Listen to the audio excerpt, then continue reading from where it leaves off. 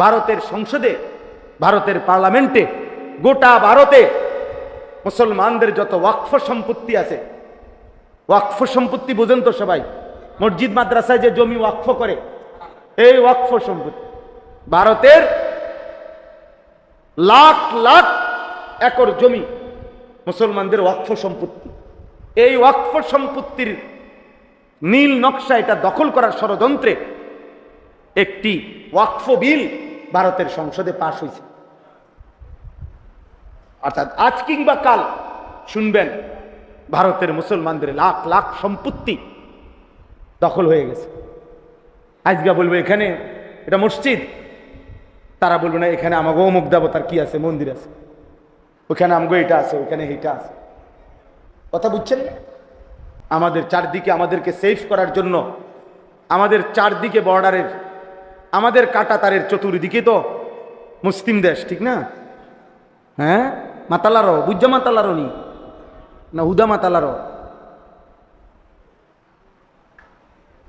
আমাদের কাটা তারের চারদিকে মুসলমান তো কিতা মাতালারো। হ্যাঁ না, আমাদের কাটা তারের ওই পাশের মানুষগুলো কি তো তো আমাদের উপরে নিরাপত্তা যদি চলে যায়,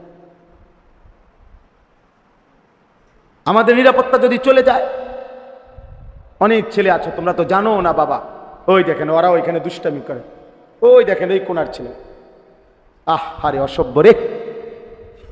আল্লাহর ঘর মসজিদেও এদের অসভ্যতা থামে না। শয়তান এদেরকে এক মিনিটের জন্য থামতে দেয়। অসংখ্য ছেলের জীবন নষ্ট হয়ে গেছে শুধু অসৎ বন্ধুর কারণে। লাখ লাখ ছেলের জীবন চরিত্রহীন হয়ে গেছে শুধু কোন দুষ্ট বন্ধুর কারণে। অসৎ এই বন্ধু তারে একবারের জন্য একটা ভালো কথা ভাবতেও দেয়, ভালো কথা ভাবতেও দেয়। তো বলতেছিলাম, তাইলে শান্তি আমাদের কোথায়? মুসলমানের নিরাপত্তা, আমাদের ঈমান, আমাদের আমল, আমাদের আল্লাহর সাথে সম্পর্ক, এইটা ছাড়া খোদার কসম মানুষের মাধ্যমে আমাদের কোনো সমাধান হবে না। এই যে ৭৭ বছর না, আরো যদি ৭০০ বছরও শেষ হয়, ফিলিস্তিনের সমস্যা ওই গোল টেবিল বৈঠক এদের এই আলোচনা দিয়ে শেষ হবে না। আল্লাহ পাকের সরাসরি মদদ আর মোমেনের এই তাজা খুনের বিনিময়ে ইনশাআল্লাহ ফিলিস্তিনের বিজয়ের ভিত রচিত হবে, ইনশাআল্লাহ হবেই হবে ইনশাআল্লাহ। এই জন্য আজকে আমি যে যেটুকু বুঝলো সবাই একসাথে বুঝবে, আমরা এটা মনে করি না, আমরা এটা বুঝি যে সবাই একসাথে বুঝবে না, কিন্তু কোনো একটা ছেলেও যদি বুঝো একজনই, তো তুমি বাবা মনে করো আল্লাহর ওয়াস্তে আগামীর ইসলামের জন্য, মুসলমানের নিরাপত্তার জন্য, ইসলামের বেঁচে থাকার জন্য তুমি নষ্ট হয়েও না, নষ্ট হয়েও না। উঠতি গাছ যদি নষ্ট হয়ে যায় তো বড় হবে কেমনে গাছ? এই জন্য উঠতি গাছকে তো, চারা গাছকে তো মানুষ ট্যাংরা বেড়া দিয়ে আটকায়, ছোট একটা বাঁশের কঞ্চি দিয়ে রশি দিয়ে বাইন্দা দেয়, প্রতিদিন সকাল সন্ধ্যা পানি দেয়, কারণ চারা গাছকে খুব যত্ন করে বড় করে দেয়। আর তোমরা উঠতি বয়সের ছেলে 14, 15, 16 বৎসর, এত অল্প বয়সে যদি তোমরা এত চরিত্রহীন হয়ে যাও, 18 বছর হতে হতে যদি এত নারী, এত ছবি, এত উলঙ্গ দৃশ্য দেখে ফেলো, বাকিটা জীবন কেমনে চলবা? বাকি হায়াত কেমনে চলবে? তাইলে এই জন্য আমি অনুরোধ করলাম, আমার ইবাদত, আমার মুআমালাত, আমার লেনদেন শতভাগ ঠিক রেখে অন্যের কল্যাণ, অন্যের কল্যাণ আমি আমার স্ত্রী সংসারের জন্য করব, মানুষের জন্য করব, কিন্তু এর কারণে আমার নিজের ঈমান আখিরাত এক জাররা পরিমাণও নষ্ট হইতে পারবে না। আমি আপনার পেশাবের উপরে দাঁড়াই, আপনার মধু খাওয়াবো কেন? মানে আমি হারামের উপরে কামাই করে বিবি বাচ্চার মুখে হাসি ফুটাইতে হবে, তাদের আবদার পূর্ণ করতে হবে, এটা তো আমার কেউ বলে নাই, আল্লাহও বলে নাই, রাসূলুল্লাহ সাল্লাল্লাহু আলাইহি সাল্লামও বলে নাই। এই জন্য এটা বোঝা উচিত আমার।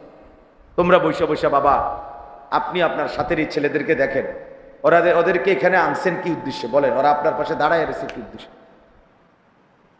সবাই মিলে এই একটা মোবাইল নিয়ে যদি সবাই ব্যস্ত থাকো ভাই ছেলেরা, আল্লাহর কথা শুনবা কখন? কার জন্য এগুলা উঠাও? তোমার এগুলা কোন ফাগলে দেখবো? এগুলা কার মোবাইল নাই, কার কাছে ওয়াজ নাই? প্রত্যেকে একটা একটা মোবাইল ধরে রাখছো, তো তোমার নিজের ফিকির কই? এগুলা দিয়ে তো মানুষের উপকার করবা, নিজের। এই জন্য স্ট্যান্ড ছাড়া যে মোবাইল হাতের, একজনও মোবাইল তুলবা। পছন্দ না হলে মসজিদ থেকে চলে যাও, কোনো অসুবিধা নাই বেটা। কিন্তু ফালতু, গাফেল, অমনোযোগী এমন ফালতুকে 1000 বছরও বলে কোনো লাভ নেই।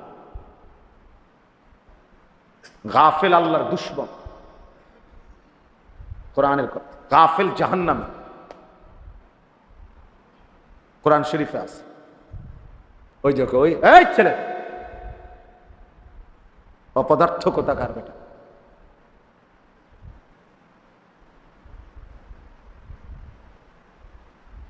মূর্খ মানুষ আজকে আমরা মা বাপ এক সন্তানের আহ্লাদের সামনে তারে শেষ করে দিচ্ছে।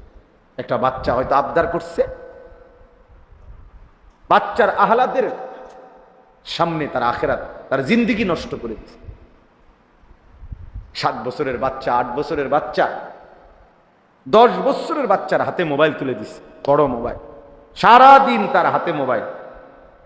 ওই মা বাবার মতো জালেম আর কেউ হইতে পারে, ওই অভিভাবকের মতো ফালতু লোক আর কেউ হইতে পারে। ওরা স্পষ্ট জালেম, ওরা নিজের হাতে ওদের সন্তানকে ধ্বংসকারী, ওরা নিজের হাতে ওদের ফ্যামিলি বরবাদ করে দিচ্ছে, চরিত্রহীন বানায় দিচ্ছে, আখলাক নষ্ট হয়ে গেছে।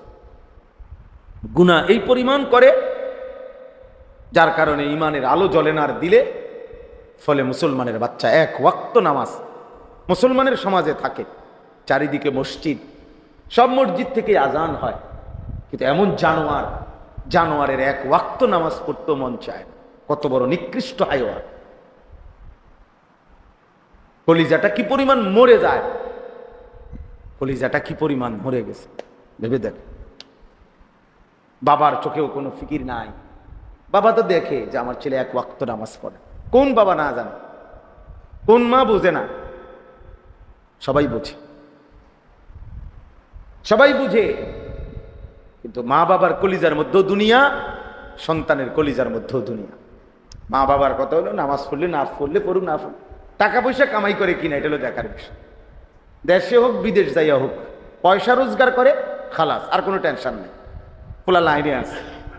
আর যদি টাকা পয়সা ঠিক মতো না দেয়,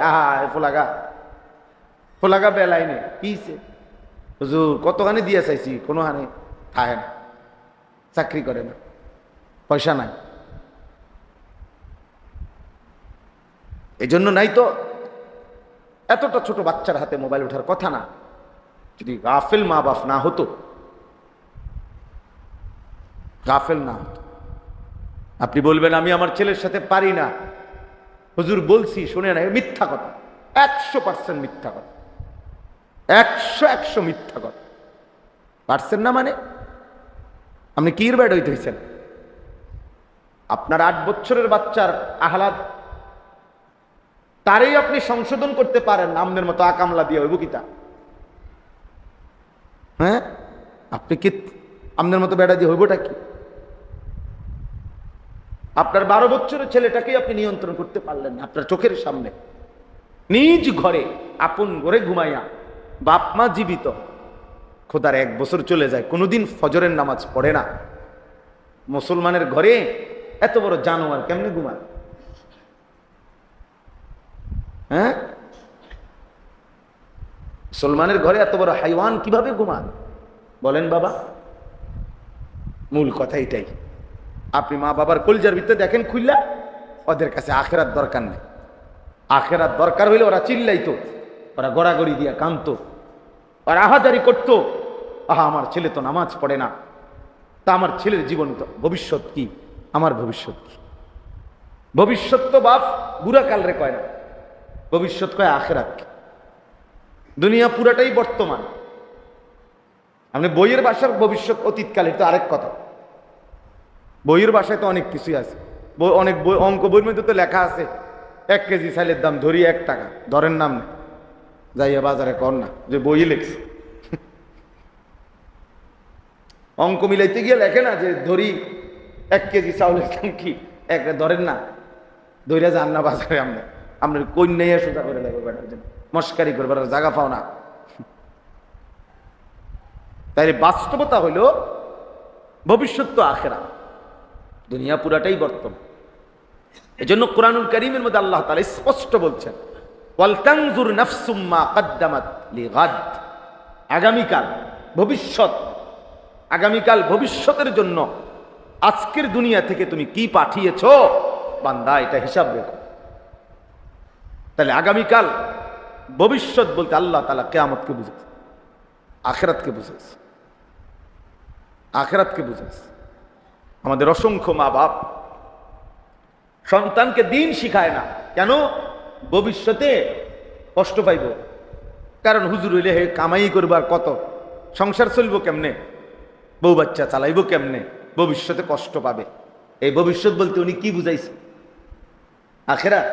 জি না, জি না।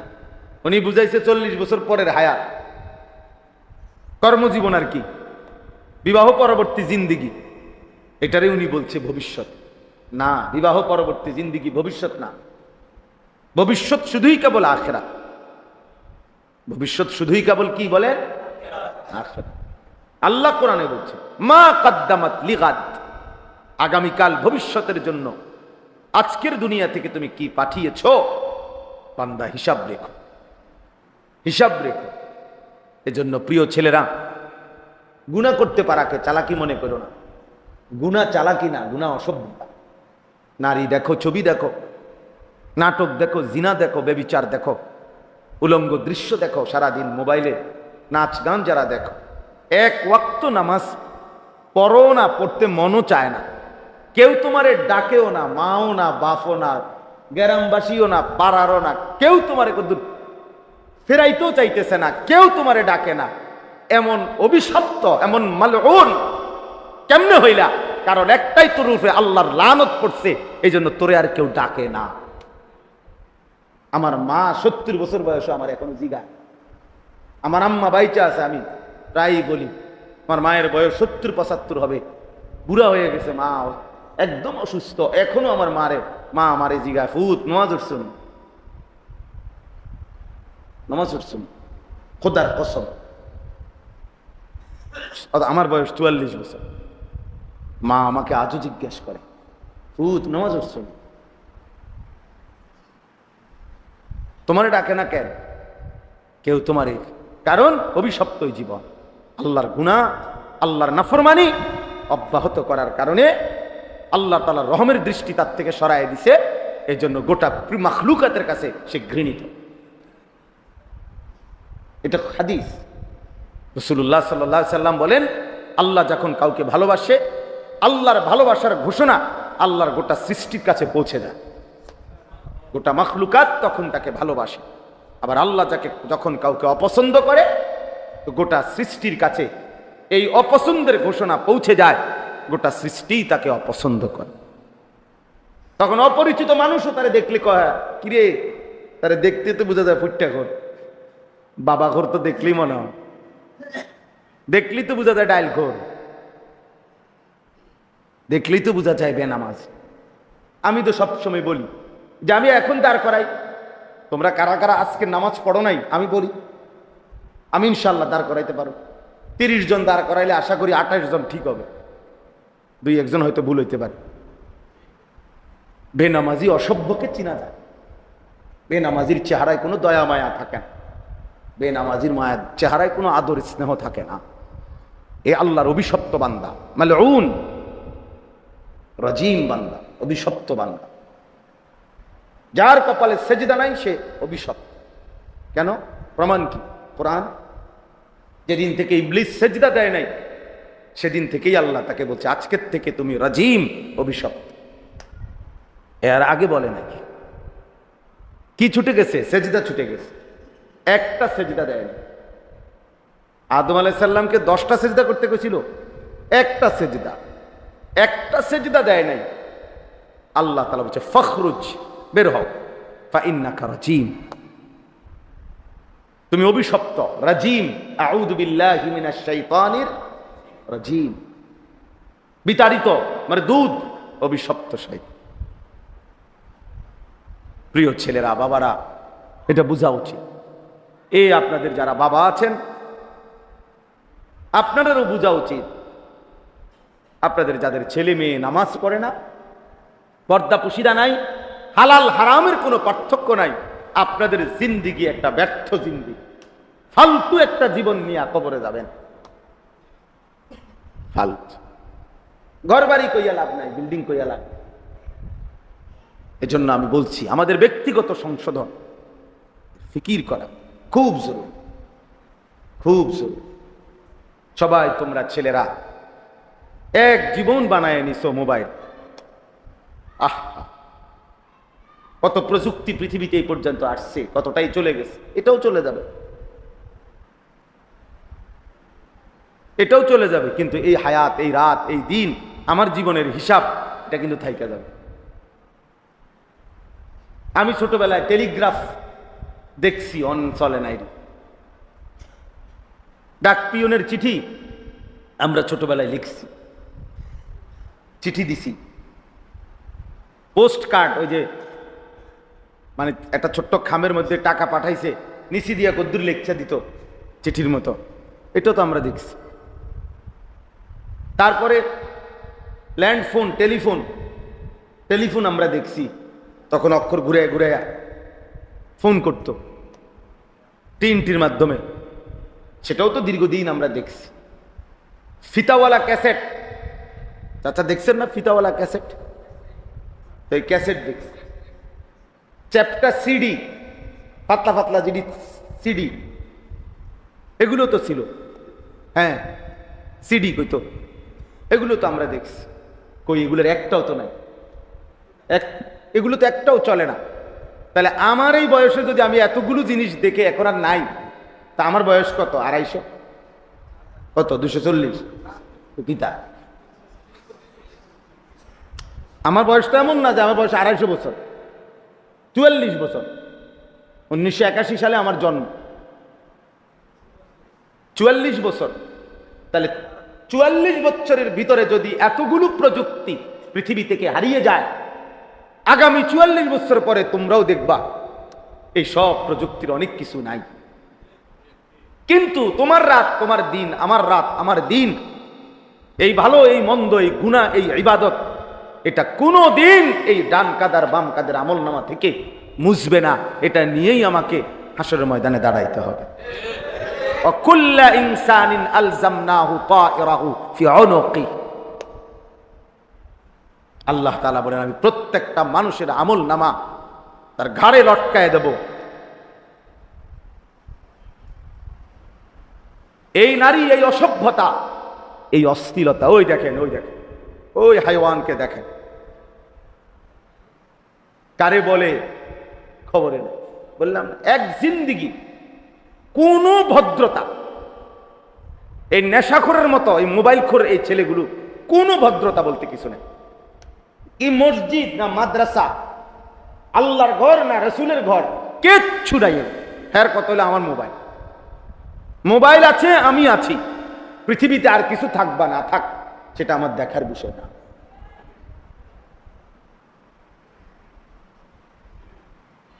আর কিছু দেখার বিষয়।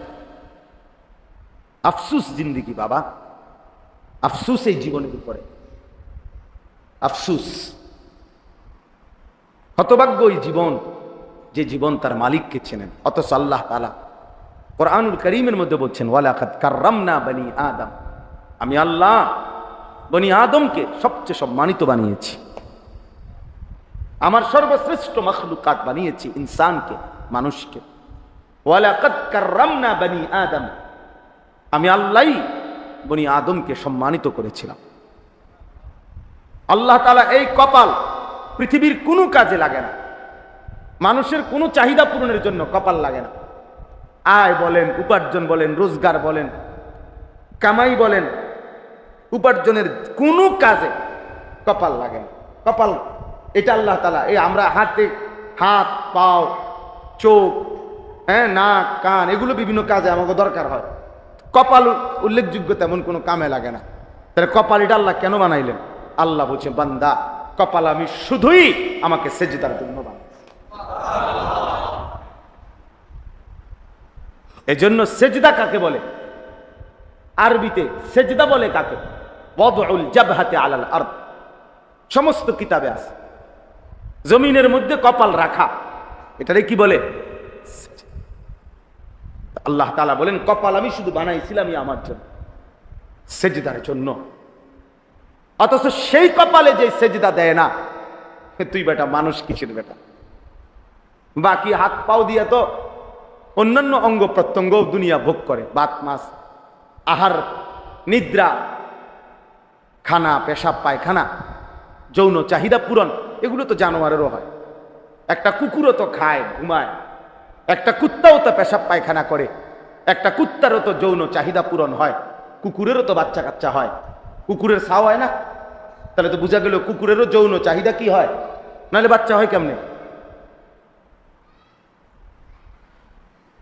এই জন্য আমাদের এটা ভাবা উচিত, জীবনটাকে একটা সামান্য, এই একটা মোবাইল, একটা মোটর সাইকেল, সামান্য একটু চুলের ফ্যাশন, একটা জামা, একটা প্যান্ট, একটা শার্ট, একটা গেঞ্জি, বন্ধু কয়েকজন বন্ধুদের আড্ডা, আর একটা নারীকে নিয়ে ভাবনা, এক নারীকে নিয়ে সারাক্ষণ কল্পনা, কখনো জেনা, কখনো ব্যভিচার, কখনো ছবি, কখনো নাচ, কখনো গান, কখনো উলঙ্গ দৃশ্য, কখনো সরাসরি কথা বলা, কখনো পিছনে পিছনে ঘুরতে থাকা। আহা, এই এক জিন্দিগি।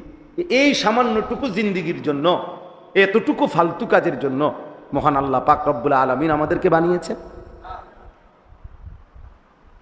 এটা তো বোঝা উচিত। এমন সুন্দর হায়াত, সুস্থ জীবন যদি কেউ এভাবে নষ্ট করে দেয়, এত বোকা মানুষ না হইয়া গরু ছাগল হইলে ভালো ছিল। আতা কুল্লা শাইইন খালকাহু সুম্মা হাদা। কোরআন শরীফে আল্লাহ বলেন, আমি প্রত্যেক সৃষ্টিকে, আমি আল্লাহ সৃষ্টি করেছি, প্রত্যেককেই তার গন্তব্য চলার জন্য একটি দিক নির্দেশনা আমি আল্লাহ দিয়েছি। প্রত্যেক সৃষ্টিকে তার উপযোগী কিছু দিক নির্দেশনা আল্লাহ তাআলা দিয়েছে। এই জন্য গরু হিসেবে চলার জন্য যে কদ্দুর দিক নির্দেশনা দরকার, আল্লাহ তাকে এটা দিয়েছে। একটা কুকুরকেও আল্লাহ তাআলা চলার জন্য একটা দিক নির্দেশনা দিচ্ছেন। এই জন্য কুকুর নাহলে লাঠি দেখলে দৌড় দেয়, সে তো এটা তো বুঝার কথা না, এটা লাঠি নাকি ফোম, সেইটা তো বুঝার কথা না, হ্যাঁ তো বুঝে, হ্যাঁ নাহলে দৌড় মারে, লাঠি দেখলে দৌড় দেয়, খাবার দেখলে আগায়, ঠিক না চাচা? তাহলে বুঝা গেল তাকে তার উপযোগী চলার জন্য যেটুকু হেদায়েত দরকার, দিক নির্দেশনা দরকার, আল্লাহ তাকে ওটুকু দিচ্ছেন। আর পূর্ণাঙ্গ হেদায়েত আল্লাহ তাআলা ইনসানকে দান করেছেন। এজন্য কোরআনুল কারীমের মধ্যে আল্লাহ বলছে, ইন্না হাদাইনাহুস সাবিলা, ইন্না হাদাইনাহুস সাবিলা ইম্মা শাকিরান ওয়া ইম্মা কাফুরা। আল্লাহ বলেন, আমি মানুষকে চলার পথের, জিন্দেগীর রাস্তার পুরা হেদায়েত আমি আল্লাহ দিয়েছি, আমি আল্লাহ দিয়েছি। ওয়া হাদাইনাহুন নাজদাইন, এই যে কোরআন শরীফের আয়াত, আল্লাহ তাআলা বলে, আমি দুইটি রাস্তা আমি আল্লাহ তাআলা বলে দিয়েছি। আমি আল্লাহ তাআলা রাতও বলছি, দিনও বলছি। আমি বলেছি এটা আলো, এটা অন্ধকার, এটা হালাল, এটা হারাম, এটা জায়েজ, এটা না জায়েজ, এটা ইবাদত, এটা গুনাহ, এটা জান্নাত, এটা জাহান্নাম। আল্লাহ তাআলা বলেন, আমি এভাবে স্পষ্ট করে আমার বান্দাদের জন্য আমি বলে দিয়েছি, আমি কোনো কিছু বাদ দেই নাই। তাহলে মহান আল্লাহ পাক রব্বুল আলামিন আমাদেরকে সর্বশ্রেষ্ঠ সৃষ্টি মানুষ বানালেন এবং আমাদেরকে পূর্ণাঙ্গ হেদায়েত দিক নির্দেশনা দিলেন। আল্লাহ তাআলা আমাদের জন্য বুঝাইয়া বলার জন্য নবী রাসূল পাঠালেন, আবার বুঝবার জন্য কিতাব দান করলেন, আবার গ্রহণ করার জন্য পূর্ণাঙ্গ সক্ষমতা সম্পন্ন অঙ্গ প্রত্যঙ্গ দান করলেন। তিনটা জিনিস আমার জন্য সর্বদা আছে, আমাদের প্রত্যেকের জন্য। এক হলো আল্লাহর হুকুম মানার উপযোগী একটা বডি আল্লাহ আমগরে দান করছেন। যত কিছু আল্লাহ হুকুম করছেন আমাদের শরীরের সাথে মানানসই। ইউরিদুল্লাহু বিকুমুল ইউসরা ওয়ালা ইউরিদু বিকুমুল উসর। আল্লাহ বলে বান্দা, একটা বিধান তৈরি করতে গিয়েও আল্লাহ বলে বান্দা বিশ্বাস করো তোমার জন্য কঠিন হোক আমি এটা চাইনি। আমি চাই নাই বান্দা, আমি তোমারে বানাইছি। আমি একটা হুকুম দিতে গিয়ে প্রতিটা হুকুমের ক্ষেত্রে আমি তোমার জন্য যেন সহজ হয় আমি এটা চেয়েছি। আমি খেয়াল রেখে দিছি, আমি খেয়াল রেখেছি। মা জাআলা আলাইকুম ফিদ্দীন মিন হারাজ। আল্লাহ বলে দ্বীনের ব্যাপারে আমার বিধানের নামে আমি আল্লাহ তাআলা তোমাদের উপরে কোনো কঠিন বোঝা চাপিয়ে দেই নাই, একটাও না, একটাও। আপনি আমারে সারাদিন বললেন, আল্লাহ তাআলা বলে দিনে বলছি রোজা রাখতে, তো রাত্রে বলছি তারাবি করতে, সন্ধ্যায় বলছি ইফতার করতে, তো শেষ রাত্রে বলছি সাহারি খাইতে। তুমি দেখো আমার হুকুমের মধ্যে ব্যালেন্স আছে, ভারসাম্যতা আছে। আমি আল্লাহ তাআলা একসাথে সব বোঝা চাপাই দেই নাই, একসাথে করি নাই। তাহলে আল্লাহ তাআলা আমাদেরকে আল্লাহকে মানার যোগ্যতা সম্পন্ন একটি শরীর স্বাস্থ্য দিয়েছেন। 2 নাম্বার হলো আমাদেরকে আল্লাহর রাস্তা, আখিরাতের রাস্তা বুঝিয়ে বলার জন্য প্রত্যেক যুগে আল্লাহ তার মনোনীত বান্দা, যাদেরকে নবী রসুল এবং নবী রসুলদের পরবর্তী উলামায়ে কেরাম আল্লাহ তাআলা সব যুগে পৃথিবীতে রেখেছেন। আপনারা একজন চাচা বলেন, ছোটবেলায় শুনছেন কিনা কোনোদিন যে আজ থেকে 100 বছর আগে একবার এমন হয়েছিল যে পৃথিবীতে কোনো হুজুর নাই? এমন ঘটনা শুনছেন? বোঝেন নাই? আপনি শুনছেন না জীবনে কোনোদিন যে বিশ্বাস করেন 1992 সালে একবার 6 মাস এরম হয়েছে যে কি নাই, কোনো হুজুর নাই পৃথিবীতে? এমন ঘটনা পেয়ে যায় না? না থাকতে পারে, কিন্তু হুজুর থাকবে না। আদা রসুন না থাকতে পারে, চাল ডাল কম হয়ে যেতে পারে, কিন্তু পৃথিবীতে আল্লাহর জমিনে মানুষের হেদায়েতের জন্য, মানুষকে আল্লাহর পথ বলার জন্য নবী এবং রসুল এবং তাদের পরবর্তী উলামায়ে কেরাম আল্লাহ তাআলা সর্বযুগে আল্লাহর কুদরতি ভাবে ধারাবাহিক চালু রাখছেন। সুম্মা আওরাসনাল কিতাবাল্লাযীনা ইসতাফাইনা মিন ইবাদিনা, এটা কোরআন শরীফে আছে।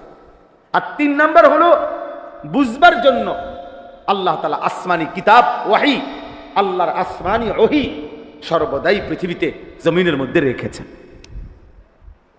গত 1450 বছর থেকে যখন থেকে কোরআন নাজিল হয়েছে আজকের এই দিন পর্যন্ত পৃথিবীতে কোরআনুল কারীম একদিনের জন্য নিশ্চিহ্ন হয় নাই, হবেও না, হবেও না।